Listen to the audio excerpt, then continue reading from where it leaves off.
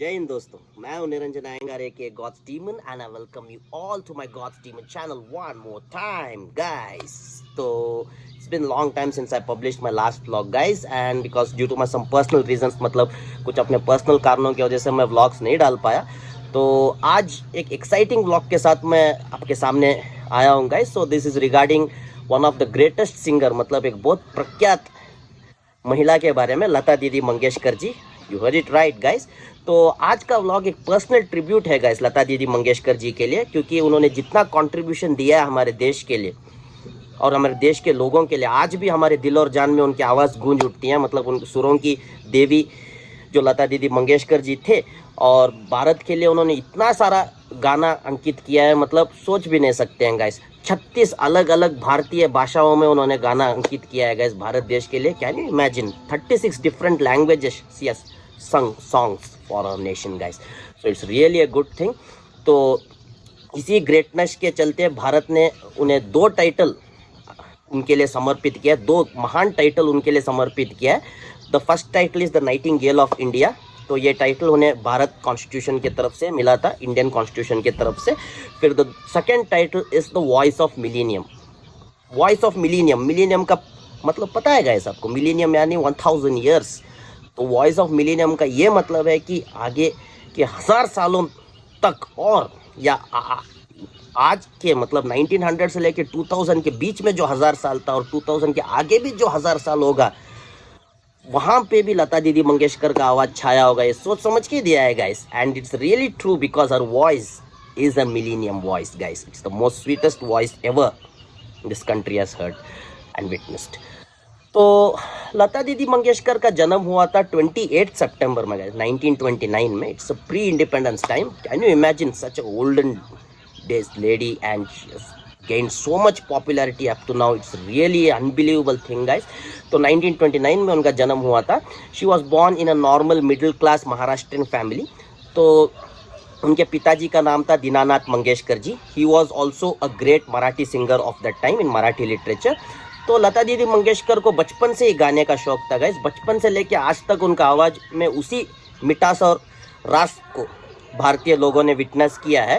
So it was really a great thing in her life. तो सबसे पहला गाना उन्होंने 1949 में गाया था, जब वो 20 साल की उम्र की थी। तो तब से लेके आज तक उनका गाने में वही ताजगी है guys. So now let's go and see some tribute clips to Lata Didi Mangeshkar ji। I hope it will make you feel good, so let's go and give it a view guys। Let's go। ज़माना चुपता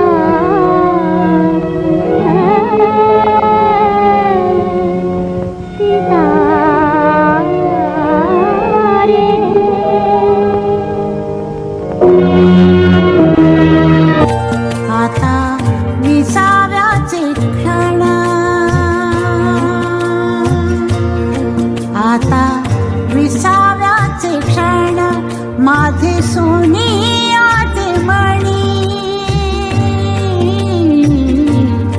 आता विसाव्याचे क्षण माझे सोने आते मणी, सुखे गोविता ओविता, सुखे गोविता ओविता, त्याची ओढतो स्मरणी, आता विसाव्याचे क्षण। I hope you all had a nice time watching our clip guys। So you all might have got to know what adorable singer लता दीदी मंगेशकर was। मतलब लता दीदी मंगेशकर जी कितने बेहतरीन सिंगर थे आपको पता चल गया होगा। तो अब मैं कुछ लिस्ट बना के लाया हूँ गाइस, मतलब उनके अचीवमेंट्स और रिवॉर्ड्स के बारे में। So I would like to tell about her achievement. तो सबसे पहला अचीवमेंट है पद्म भूषण। उनको 1969 में पद्म भूषण एक फर्स्ट लेवल अवार्ड है इंडियन नेशन का। मतलब पद्म भूषण एक बहुत ही प्रख्यात अवार्ड है गाइस। तो 1969 में उनको पद्म भूषण से सम्मानित किया गया था। फिर उसके बाद आया Dada Saheb Phalke award. So she received Dada Saheb Phalke award in 1989। फिर उसके बाद उन्हें महाराष्ट्र भूषण अवार्ड से सम्मानित किया गया था। तो महाराष्ट्र भूषण अवार्ड उन्हें 1997 में मिला था गाइस। तो उसके बाद उन्हें पद्म विभूषण से भी सम्मानित किया गया था 1999 में। फिर उसके बाद वो भारत रत्ना के उपाधक बनी। तो भारत रत्ना इंडिया का टॉप मोस्ट अवार्ड है guys. If you don't know what Bharat Ratna is the top most award of our nation guys.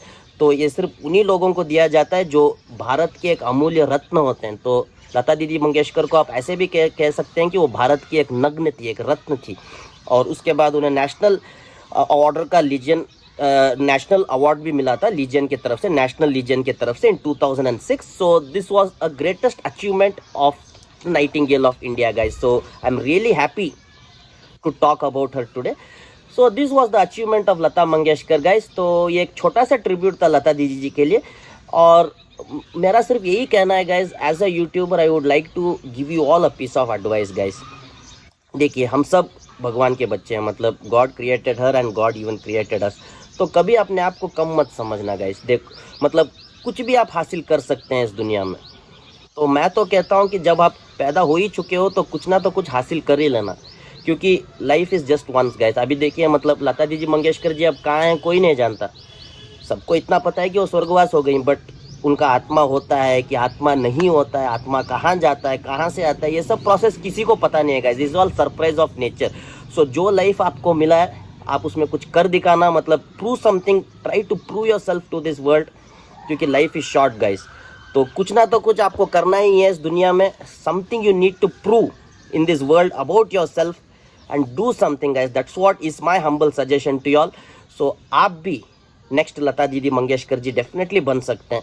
ऐसा नहीं है कि हर किसी में टैलेंट होता है गाइस, भगवान सब में टैलेंट एक समान रखता है। तो आपको कोई टेंशन लेने की ज़रूरत नहीं है। Just achieve something what you want, just prove yourself guys and be the one in this world. That's what even Lata Diji Mangeshkar will also expect from all of you also. As an aspiring youth, we must take the in charge of this nation next. और उनका नाम को हमेशा अमर रखना चाहिए guys. And through our hard work, we can also keep the name of our nation as an immortal thing. So this was all for today guys. So until the next time, I'll come back with the most exciting content again. So it's all a surprise for you, and it's bit comical and bit really ruthless vlog next time guys. So until the next time, this is your Niranjan Iyengar aka God's Demon. So I see you for next time. Bye guys. Do subscribe and share this video max if you like it, and do hit the subscribe button for sure guys. Tada. Happy morning.